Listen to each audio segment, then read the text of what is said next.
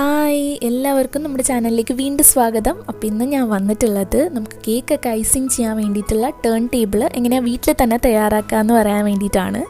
അപ്പോൾ ഒത്തിരി പേര് നമ്മുടെ ന്യൂസിലും അതുപോലെ തന്നെ പൈപ്പിംഗ് ബാഗിൻ്റെ വീഡിയോ ഒക്കെ കണ്ടിട്ട് ചോദിക്കാറുണ്ട് നമുക്ക് കേക്ക് ഡെക്കറേറ്റ് ചെയ്യാനും ബാക്കിയുള്ള കാര്യങ്ങളൊക്കെ എങ്ങനെയാണ് വീട്ടിൽ തന്നെ ചെയ്യാമെന്ന്. അപ്പോൾ അവർക്ക് വേണ്ടിയിട്ടാണ് കേട്ടോ ഈ ഒരു വീഡിയോ. ടേൺ ടേബിളൊന്നും ഇല്ലാത്തവർക്ക് നമുക്ക് വീട്ടിലുള്ള സാധനങ്ങളൊക്കെ വെച്ചിട്ട് ട്രൈ ചെയ്ത് നോക്കാൻ പറ്റുന്ന ഒരു ടേൺ ടേബിളാണ് ഞാനിവിടെ കാണിക്കുന്നത്.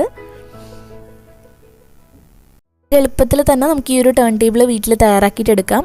അപ്പോൾ വീഡിയോ എല്ലാവരും കണ്ടു നോക്കുക. ഇഷ്ടമായാൽ നമ്മുടെ ചാനൽ സബ്സ്ക്രൈബ് ചെയ്യാൻ മറക്കരുത്. നമുക്ക് വേഗം തന്നെ ഇതെങ്ങനെയാണ് റെഡിയാക്കുന്നതെന്ന് നോക്കാം.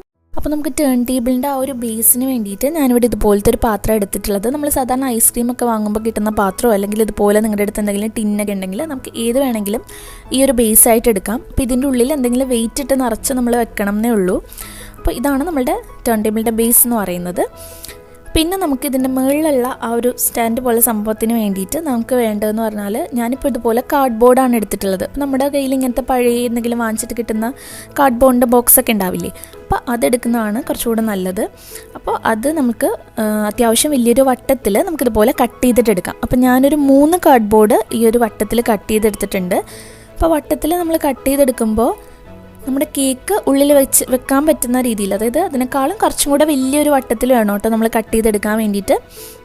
അപ്പോൾ ഞാനിപ്പോൾ ഒരു 3 എണ്ണം എടുത്തിട്ടുള്ളത്. അപ്പോൾ 3 എണ്ണം കൂടെ നമ്മൾ ഒട്ടിക്കുമ്പോൾ നമുക്ക് അത്യാവശ്യം നല്ല കട്ടിയുള്ള നമുക്ക് കേക്കൊക്കെ വെക്കാൻ പറ്റുന്ന ആ ഒരു ഇത് തന്നെ കിട്ടും. അതിന് വേണ്ടിയിട്ടാണ് 3 കാർഡ്ബോർഡ് എടുത്തിട്ടുള്ളത്. അപ്പോൾ ഇനി 3 എണ്ണം നമുക്ക് ഒന്ന് ഒട്ടിച്ചെടുക്കണം ഒരുമിച്ചാക്കിയിട്ട്. അപ്പോൾ ഞാനിവിടെ ഫെവിക്കോൾ വെച്ച് ഒട്ടിക്കുന്നുണ്ട്. നിങ്ങളുടെ അടുത്ത് ഗ്ലൂ ഗണ്ണൊക്കെ ഉണ്ടെങ്കിൽ ഗ്ലൂ ഗണ്ണ് വെച്ചിട്ട് നമുക്ക് ഇത് 3ഉം കൂടെ ഒന്ന് ഒട്ടിച്ചെടുക്കാം. അപ്പോൾ ഇതാണ് നമ്മൾ മേളിൽ വെക്കാൻ വേണ്ടിയിട്ട് ഉപയോഗിക്കുന്നത്. അത്യാവശ്യം നല്ല കട്ടിയുള്ള കാർഡ്ബോർഡാണ് കേട്ടോ. അപ്പോൾ നിങ്ങൾക്ക് കനം കുറഞ്ഞ കാർഡ്ബോർഡാണെങ്കിൽ ഒരു 4 എണ്ണം വരെ എടുത്താലും കുഴപ്പമൊന്നുമില്ല. നമുക്ക് നോക്കുമ്പോൾ മനസ്സിലാവുമല്ലോ എത്ര കട്ടിയുണ്ട് എന്നുള്ളത്. ഇപ്പോൾ ഇതാ ഞാൻ 3 എണ്ണം നന്നായിട്ട് ഒട്ടിച്ചെടുത്തിട്ടുണ്ട്. ഇനി ഇത് നമുക്കൊരു ഭംഗിയാക്കാൻ വേണ്ടിയിട്ട് ഞാനിവിടെ ഒരു പേപ്പർ വെച്ചിട്ടൊന്ന് കവർ ചെയ്തെടുക്കുന്നുണ്ട്. അപ്പോൾ നിങ്ങൾക്ക് ഇങ്ങനത്തെ പേപ്പർ വെച്ചിട്ടോ അല്ലെങ്കിൽ നിങ്ങളുടെ അടുത്ത് എന്തെങ്കിലും നല്ല ഭംഗിയുള്ള എന്തെങ്കിലും ഷീറ്റോ പ്ലാസ്റ്റിക് ടൈപ്പോ എന്താണെങ്കിലും കുഴപ്പമില്ല കേട്ടോ, അത് വെച്ചിട്ട് നമുക്കിതൊന്ന് കവർ ചെയ്തെടുക്കുകയാണെങ്കിൽ നമ്മുടെ ടേൺ ടേബിൾ കാണാനൊരു ഭംഗിയൊക്കെ ഉണ്ടാവും. അപ്പം ഞാനിത് വെച്ചിട്ട് ഒന്ന് നന്നായി കവർ ചെയ്തെടുക്കുന്നുണ്ട്.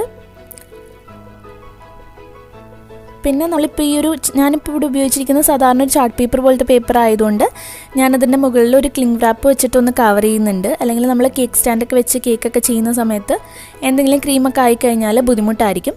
അപ്പോൾ അതുകൂടെ വെച്ചിട്ട് കവർ ചെയ്തപ്പോൾ നമ്മുടെ മേളിലുള്ള പോർഷൻ റെഡി ആയിട്ടുണ്ട്. ഇത്രേ ഉള്ളൂ. പിന്നെ നമുക്കിതിലേക്ക് ഇനി ആ റൊട്ടേഷൻ കിട്ടാൻ വേണ്ടിയിട്ട് നമുക്കൊരു ഐറ്റം വേണം. അപ്പോൾ അതിന് വേണ്ടിയിട്ട് ഞാനിവിടെ എടുത്തിട്ടുള്ളത് നമ്മുടെ സിങ്കിലൊക്കെ നമ്മൾ ഉള്ള സ്ട്രെയിനറില്ലേ, അപ്പോൾ ഇത് നമ്മുടെ സിങ്കിലൊക്കെ വെക്കുന്ന ആ ഒരു സ്ട്രെയിനറാണ്. ഇത് പഴയത് ഇവിടെ കിടന്നിരുന്നതാണ്. അപ്പോൾ നമ്മുടെ വീട്ടിലൊക്കെ ആണെങ്കിലും ഇത് പഴയതൊക്കെ ഉണ്ടാവാൻ ചാൻസ് ഉണ്ട്. ഇത് നല്ല റൈറ്റാണ് ഇതുപോലെ ടേൺ ടേബിൾ ക്രിയേറ്റ് ചെയ്യാൻ വേണ്ടിയിട്ട്. കാരണം ഇതിന് ആ ഒരു റൊട്ടേഷൻ ഉള്ളതുകൊണ്ട് നമുക്കിതിവിടെ ഫിറ്റ് ചെയ്തിട്ടുണ്ടെങ്കിൽ ഇതിൻ്റെ മുകളിൽ നമ്മൾ ആ ഇത് വെച്ചിട്ടുണ്ടെങ്കിൽ നന്നായിട്ട് കറങ്ങാൻ വേണ്ടിയിട്ട് നല്ല എളുപ്പമാണ്. അപ്പോൾ നമുക്കിതിനകത്തൊരു ഹോൾ, നമ്മുടെ ഈ പാത്രത്തിൽ ഞാനൊരു കമ്പി വെച്ചിട്ടൊന്ന് ചൂടാക്കിയിട്ട് ഇതിനകത്തൊരു ഹോളിട്ട് കൊടുക്കുന്നുണ്ട്.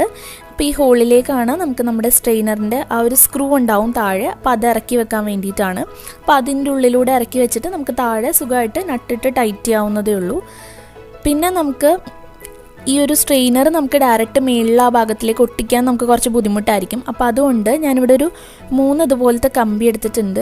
അതുപോലെ ഇതുപോലെ സ്ക്വയർ ഷേപ്പിൽ ഒരു കാർഡ്ബോർഡ് കട്ട് ചെയ്തെടുത്തിട്ടുണ്ട്. ഇത് നിങ്ങൾക്ക് കമ്പിയോ വയറോ എന്ത് വേണമെങ്കിലും യൂസ് ചെയ്യാം കേട്ടോ. ഇത് വേറെ ഒന്നുമല്ല, ഈ ഒരു കാർഡ്ബോർഡ് നമുക്ക് ഈ സ്ട്രെയിനറുമായിട്ട് ജസ്റ്റ് ഒന്ന് കണക്ട് ചെയ്യാൻ വേണ്ടിയിട്ടാണ്. അപ്പോൾ നമുക്ക് ഈ കാർഡ്ബോർഡ് നമുക്ക് മേളിലത്തെ പോർഷനിലോട്ട് ഒട്ടിച്ചു കൊടുത്താൽ മതി. അല്ലെങ്കിൽ ഈ സ്ട്രെയിനർ ഒട്ടിക്കാനായിട്ട് കുറച്ച് ബുദ്ധിമുട്ടായിരിക്കും.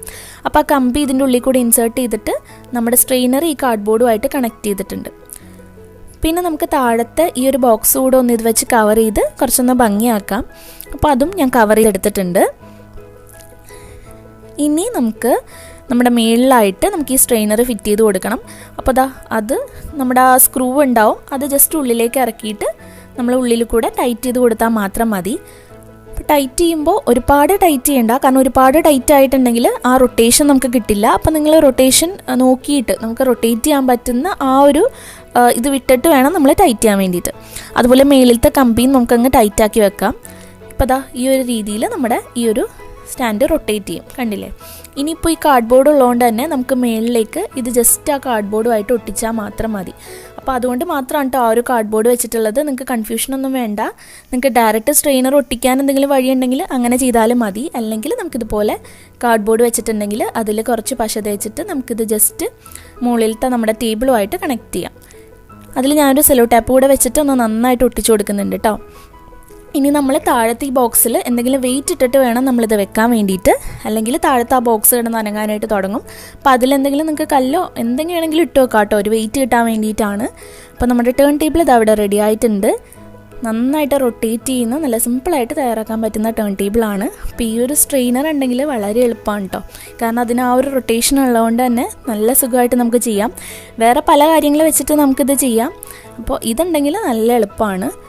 അപ്പോൾ നിങ്ങളെന്തായാലും ട്രൈ ചെയ്ത് നോക്കുക. ഈ ഒരു രീതിയിൽ ടേൺ ടേബിൾ നമുക്ക് ചിലവൊന്നുമില്ലാതെ വീട്ടിലിതുണ്ടെങ്കിൽ എളുപ്പത്തിൽ തന്നെ തയ്യാറാക്കിയിട്ടെടുക്കാം. നമുക്ക് കേക്കൊക്കെ എത്ര വെയിറ്റുള്ള കേക്കാണെങ്കിലും വെച്ചിട്ട് നമുക്കിതുപോലെ സുഖമായിട്ട് ഐസിംഗ് ഒക്കെ ചെയ്യാവുന്നതാണ്. ഇത്രേ ഉള്ളൂ നമ്മുടെ ടേൺ ടേബിൾ. അപ്പോൾ ഈ ഒരു സ്ട്രെയിനർ നിങ്ങളുടെ അടുത്ത് ഇല്ലാന്നുണ്ടെങ്കിൽ തന്നെ അത് മാത്രമായിട്ട് കടയിൽ നിന്ന് വാങ്ങാൻ കിട്ടും. അതിന് വലിയ വിലയൊന്നുമില്ല വാങ്ങാൻ വേണ്ടിയിട്ട്. അപ്പോൾ എല്ലാവരും തന്നെ ട്രൈ ചെയ്ത് നോക്കുക.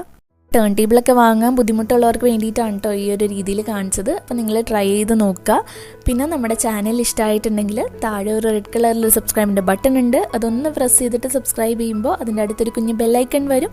അത് ക്ലിക്ക് ചെയ്തിട്ട് ഓൾ എന്നുള്ള ഓപ്ഷൻ കൂടെ സെലക്ട് ചെയ്താൽ മാത്രമേ ഞാൻ പുതിയ വീഡിയോസൊക്കെ അപ്ലോഡ് ചെയ്യുമ്പോൾ നിങ്ങൾക്ക് നോട്ടിഫിക്കേഷൻസ് ഒക്കെ കിട്ടുള്ളൂ. അപ്പോൾ നെക്സ്റ്റ് വീഡിയോയിൽ നല്ല റെസിപ്പി ആയിട്ട് വീണ്ടും കാണാം. താങ്ക്